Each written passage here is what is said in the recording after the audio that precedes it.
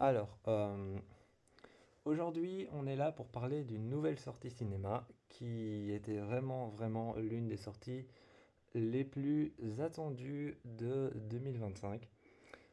Cette nouvelle sortie cinéma dont on est là pour parler aujourd'hui, c'est le film c'est le film Wolfman qui était vraiment l'une des sorties cinéma, qui est l'une des sorties cinéma de 2025, l'une des plus attendues avec j'en citerai beaucoup d'autres, hein.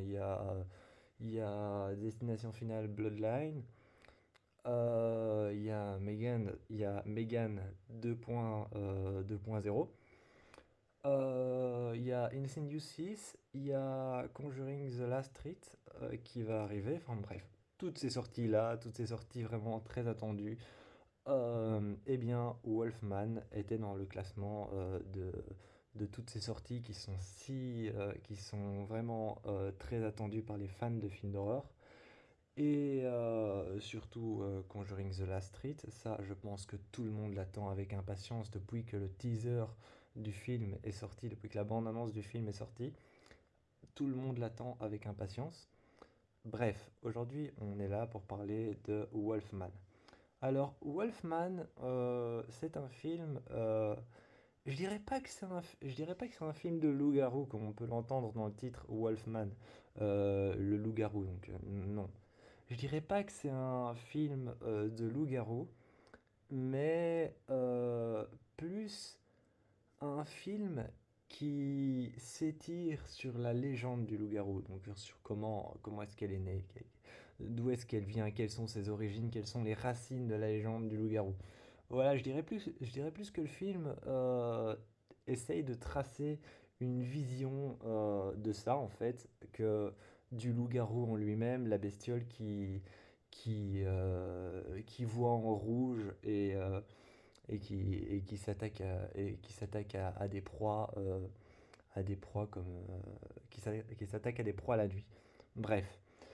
Euh, donc, Wolfman, c'est l'histoire d'un homme et de sa femme, avec leur petite fille.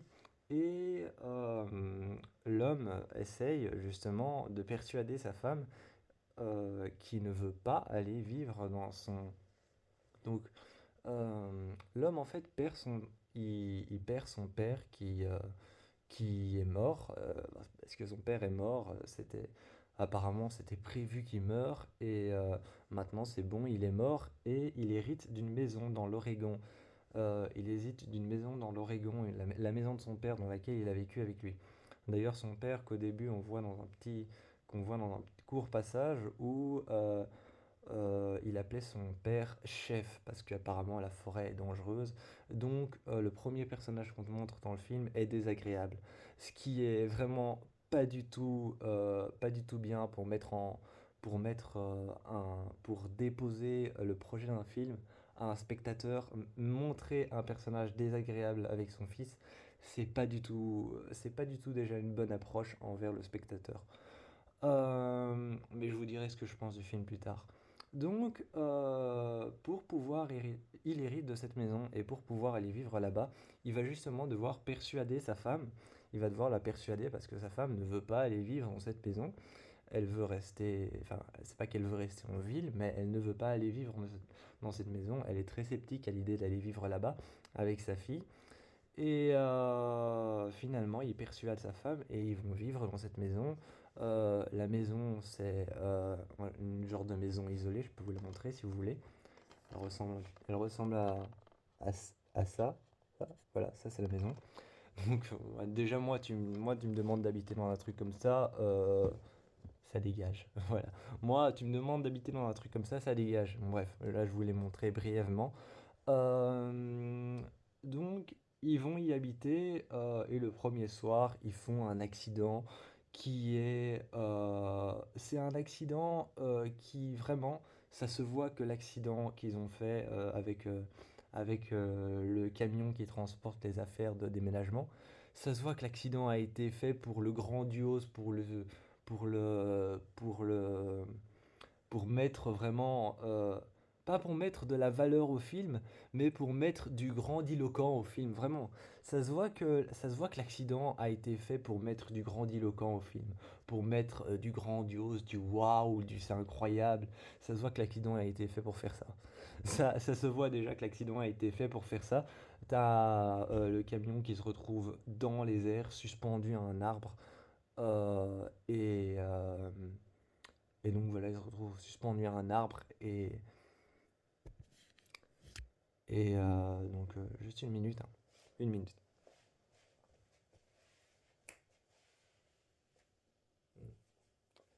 Excusez-moi, excusez-moi, euh, j'étais parti vérifier ce que j'avais noté sur le film. Voilà, bref. Donc voilà vraiment. Je disais, ouais, l'accident arrive, je sais pas de quelle manière. Je sais pas de quelle manière il arrive. J'étais parti voir, j'étais parti voir mes notes. Euh, J'étais parti voir en fait comment s'est passé l'accident parce que j'ai noté un peu comment est-ce qui s'est passé. C'est tellement quelque chose qui est fait pour mettre du grandiloquent au film que j'ai noté comment est-ce qu'il est arrivé. Et c'est un peu flou en fait. C'est un peu flou la manière dont ça s'est passé. Tu sais pas s'il y a quelque chose qui a choqué la voiture, si la voiture a dérivé de la route, mais il y a quelque chose qui s'est passé.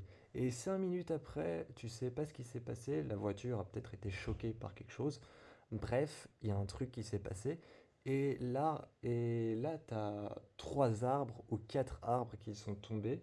Et tu as la voiture, tu as le camion qui est suspendu de travers sur le côté, dans les airs, par 3 arbres qui s'entrecroisent. Et vraiment, c'est juste un accident pour faire un accident. C'est pour faire du grandiloquent au film. C'est pour montrer, regardez, notre film est super beau, notre film est grand, notre film est incroyable. C'est pour faire. J'ai trouvé que l'accident, c'était pour faire ça.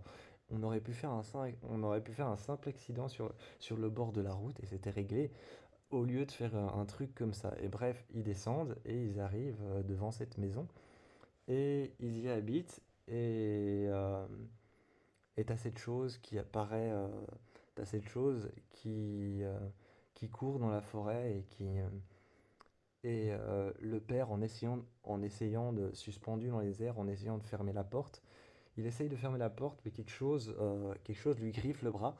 Donc une chose lui griffe le bras au début en rentrant dans la maison. Il pense que c'est le verre, parce que quelque chose a explosé à la portière, et il pense que c'est le verre qui lui a éraflé le bras et qui lui a entaillé le bras. Et en allant dans la maison, ça ressemble pas du tout. En allant dans la maison, ça a un peu évolué, sa blessure, et ça ressemble plus à une coupure, mais vraiment à une morsure. Et ce qui est bizarre déjà, c'est que la morsure, il y a pas la marque de la morsure de la mâchoire supérieure et inférieure, mais juste la mâchoire supérieure ou inférieure. Mais en tout cas, il y en a une seule des deux. Euh, donc voilà, donc il y a déjà ça de bizarre. Et en arrivant dans la maison, on suit un peu le processus d'évolution de sa maladie. Il commence à voir trouble, à entendre des bruits. La bande son, j'avoue que la bande son du film, la soundtrack du film m'a effrayé au possible. C'est une sorte de, c'est une sorte de craquement d'arbres. C'est une sorte de craquement d'arbres, de bruit sourd en permanence qui encercle tous les plans pris dans le film. Une sorte de bruit sourd en permanence qui encercle tout dans le film, tous les, tous les endroits filmés. Et t'as l'impression qu'il y a des arbres qui tombent très loin, t'as l'impression qu'il y a des chocs entre quelque chose. C'est une bande son qui est assez spéciale, bref, j'ai trouvé que la bande son était spectaculaire, elle était bien. Et il y a des moments qui sont très angoissants, c'est quand il commence à se transformer, il commence à avoir l'ouïe plus développée parce que les canidés et les félidés, donc les canins et les félins, ont une ouïe 100 fois ou 30 fois, enfin beaucoup plus développée que l'humain. Et quand il se transforme en félidé, donc en chien, en loup-garou. Et il se transforme en félidé, et donc son ouïe est beaucoup plus développée, mais comme c'est toujours un humain, il comprend pas trop ce qui lui arrive, il transpire un peu, il est un peu perdu. Et à un moment, il entend des bruits comme des pas, comme si on rampait derrière les murs, et il suit les murs. il suit les murs dans la maison, il s'appuie contre les murs, il marche un peu en tenant les murs. Et il arrive dans une pièce complètement vide avec un lit qui est fait, une chambre vide. Et il y a une araignée, une grosse araignée noire en train de marcher sur le mur. Et il la regarde, et là tu te rends compte qu'en fait le bruit que tu entendais de rampement derrière les murs, de pas au-dessus de lui quand il lève les yeux et qu'il pense que c'est quelqu'un qui marche au-dessus, c'est pas quelqu'un qui marche ou qui rampe dans les murs, c'est juste le bruit de l'araignée qu'il entend comme l'entendrait un chien, donc évolué fois 1000 en fait. Et il entend les pas de chaque patte de chaque patte de l'araignée, donc de ses 8 pattes. Et tu vois la caméra qui fait un gros zoom sur l'araignée. Et tu vois, en entendant le bruit, tu vois les pattes de l'araignée se déplacer. Et tu comprends en fait que le bruit des pattes de l'araignée se déplace via le bruit de la bande son. Et via le bruit de la bande son et via le bruit de ce qu'il entend. Et là, tu comprends qu'en fait, il entendait super fort une araignée qui marchait contre un mur. Et c'est assez flippant parce que tu te dis, il y a quelqu'un qui va surgir de nulle part. Donc, ouais, donc on entend ce bruit un peu partout comme ça. Et donc ce bruit, on l'entend partout et ça s'arrête ça s'arrête après qu'il ait vu cette araignée. Et il y a un truc qui m'a, il y a un truc qui m'a scotché. Il y a un truc qui m'a scotché, c'est que l'actrice qui a joué la mère, l'actrice qui joue la mère, je sais plus comment elle s'appelle, euh, mais je l'ai vu dans je l'ai vu dans le film. Euh, allez, je l'ai vu dans un film d'horreur, l'un de mes films d'horreur d'exorcisme préférés. Oui, je l'ai vu dans L'Exorcisme partie 2, qui est un film d'horreur que j'adore. The Last Exorcism partie 2, voilà. Euh, eh bien, j'avais vu cette meuf qui jouait une fille dans un couvent avec d'autres filles qui ont participé à des trucs rituels et à des exorcismes et qui ont tous un démon à l'intérieur d'elle. Et bref, je l'avais vu. Et par rapport à ce rôle-là, ça la change. Mais je sais pas pourquoi, son rôle est différent. Pas son rôle évidemment est différent dans ce film-là. Donc évidemment que dans Wolfman, évidemment que son rôle est complètement différent. Mais je veux dire, sa manière de jouer aussi est complètement différente, ce qui s'adapte aussi à son rôle qui est différent. Mais elle a une manière de jouer qui est un peu moins bonne, je trouve, que dans, dans, dans le film Exorcisme, dans de Last Street,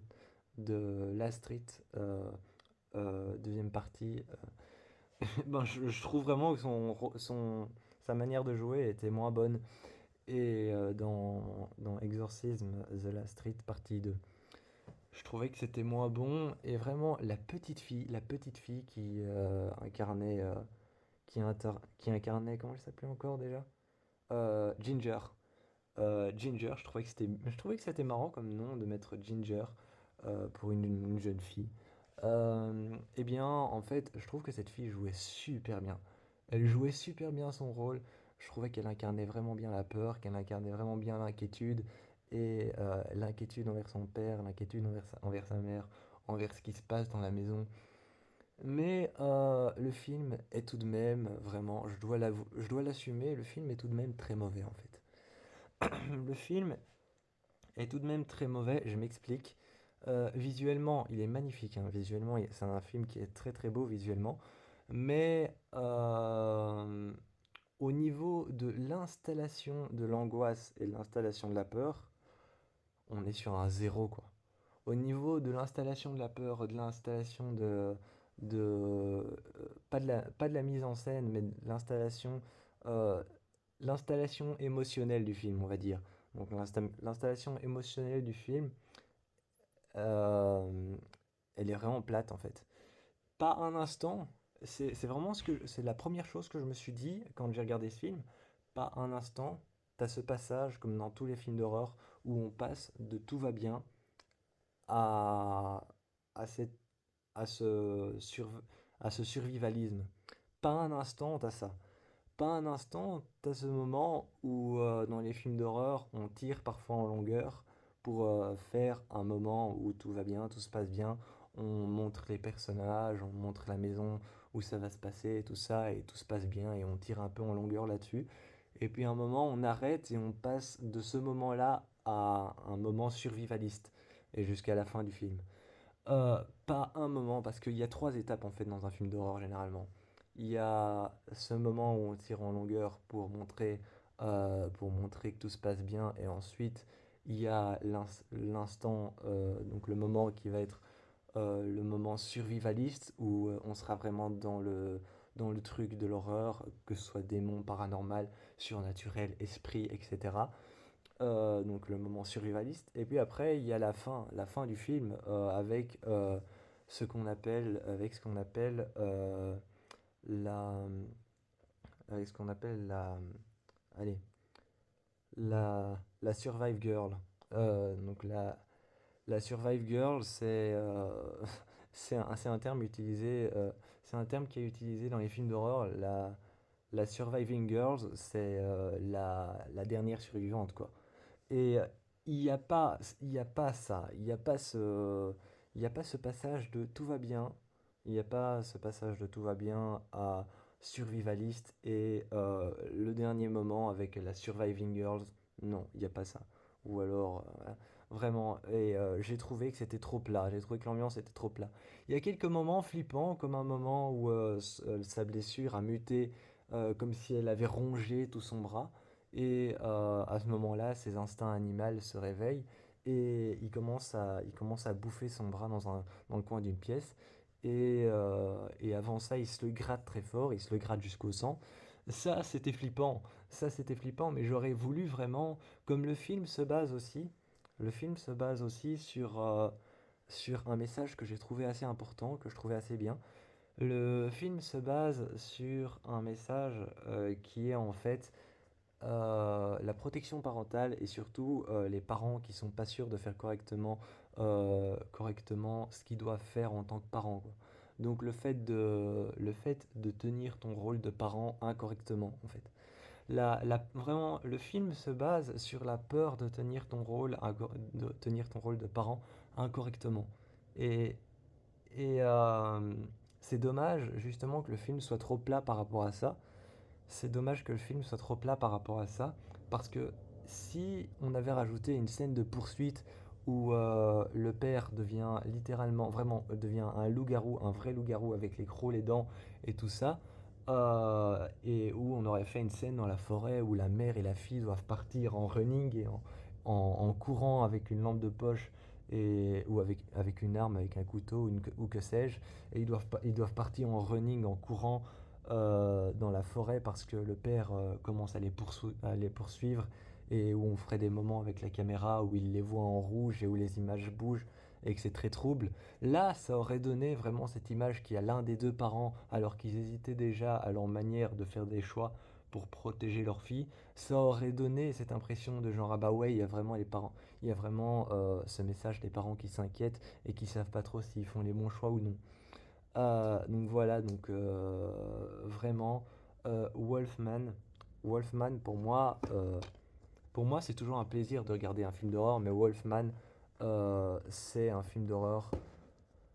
On va dire que c'est un film d'horreur que je conseille pour tous ceux qui aiment les films d'horreur de loup-garou, mais quand même pour ceux qui s'engagent à regarder un film d'horreur de loup-garou et qui s'attendent à vraiment une histoire de loup-garou, ne le regardez pas. Pour ceux qui s'attendent à voir comme moi, quand j'ai entendu Wolfman, je m'attendais à une histoire de loup-garou, en tout cas à une histoire un peu horrifique sur un homme qui se transforme en loup-garou. J'avais entendu quelques extraits, quelques gens qui avaient déjà parlé du film. Je m'attendais vraiment à un truc comme ça où le père se transforme et s'attaque à sa femme et à sa fille. Euh, donc voilà, donc pour ceux qui s'attendent à comme moi, qui s'attendent à des trucs comme ça, à des vrais trucs de loup-garou, je vais plutôt vous orienter vers le film d'horreur Howl qui se passe dans un train et qui se passe dans un train de minuit, qui est avec des créatures à l'extérieur où là on voit vraiment l'univers d'un loup-garou. Parce que là on est plus sur la naissance de la légende du loup-garou. Que, d'ailleurs ça parle aussi un peu de virus Il y a quelques moments choquants, il y a quelques moments choquants, etc. Mais comme un moment choquant où un moment le père attaque un autre loup-garou et il remarque en fait que c'est son père. Et, et voilà, ça c'était choquant. Mais pour ceux qui veulent vraiment des trucs de loup-garou, je vous encourage plutôt à regarder le film Howl, qui est une pépite de film d'horreur en thème de loup-garou. Et pour ceux qui veulent vraiment, vraiment du loup-garou, mais du vrai loup-garou, là, je vous encourage plutôt à aller voir la série Teen Wolf. Voilà, c'est tout ce que j'avais à dire sur Wolfman. Vous avez plein de bisous. Même si le film n'était pas si bien que ça, je vous encourage quand même à aller le voir par curiosité.